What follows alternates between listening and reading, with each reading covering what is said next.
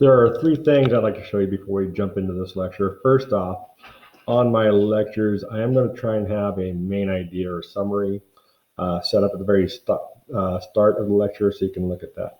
Another thing is I'll put the link to the video lecture right on top of the lecture notes themselves. Another thing is the vocabulary. I'll try and include in a vocabulary unit on the side, so if there are some unfamiliar words, you can see the definitions there.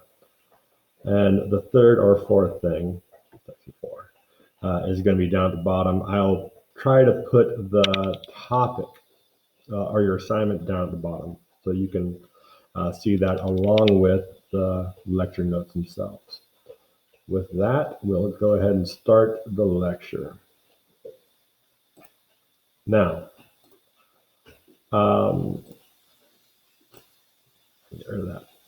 with Rome, okay, the main thing you got to remember about Rome at this time is Rome had suffered through this terrible chaotic time, all the way from about 150 BCE through about 70 BCE.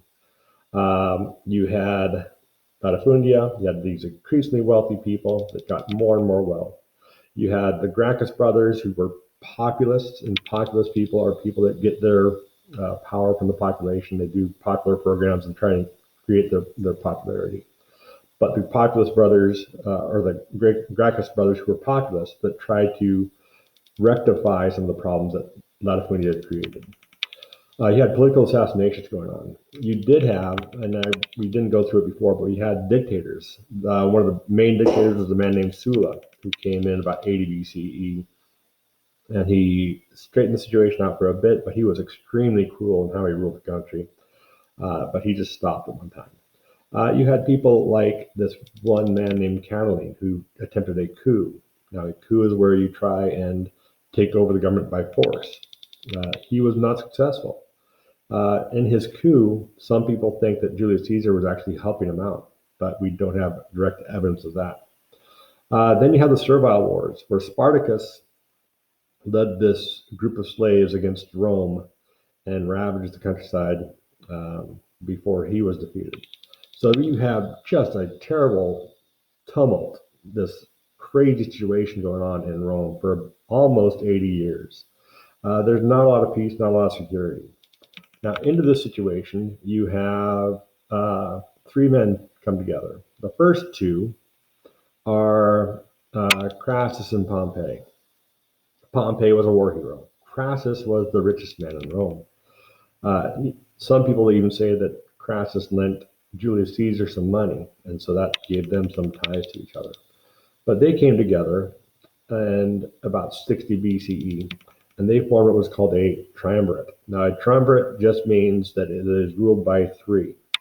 Crassus and Pompey were enemies. They did not get along. But Julius Caesar came to them and merged them into a team, the three of them. And the three of them were more powerful than the Senate. And they forced the Senate to take them on as triumvirs. Now, a triumvirate is not a legal office in Rome. This is something that they created so they could have this dictatorship of three people. And I believe they were granted a triumvirate for 10 years. Now, up to the top of the lecture, I had a question. It says, do the times make the man or woman, or does the man or woman make the times? There's a debate in history called the great man or great person debate. Do great people come out of hard times, or do great people create the times they live in? Keep that in mind as we look at this. Now, Pompey, back to the lecture. Pompey, he went west. He went into Spain. And he kind of used Spain as personal piggy bank. Now, Julius Caesar helped Pompey out because in Pompey's earlier victories, Pompey wanted to get his men, his retired soldiers, land. And so he got the Senate to accept the conquests out in the east as territory that could be given to Pompey's soldiers. Now, Pompey in the west, he went to Spain. He used that as a way to build his base of wealth.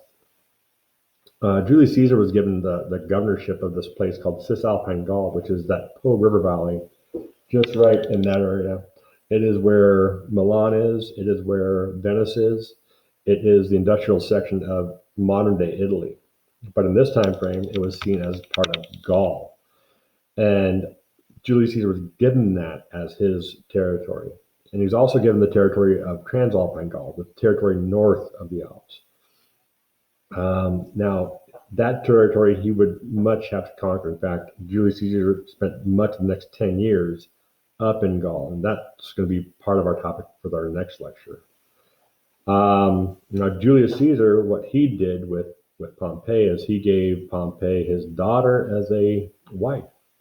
And that wife, his daughter, was kind of a political marriage. It bound Pompey together with Julius Caesar, where they wouldn't go to war. And we talked about political marriages before, especially when we looked at Egypt, when we looked at Mesopotamia. Those women would serve as these peace treaties. And so Julius Caesar's wife, was this peace treaty between Pompey and Julius Caesar. Now, Crassus, it's interesting. Julius Caesar, it's rumored, actually owed or borrowed money from Crassus.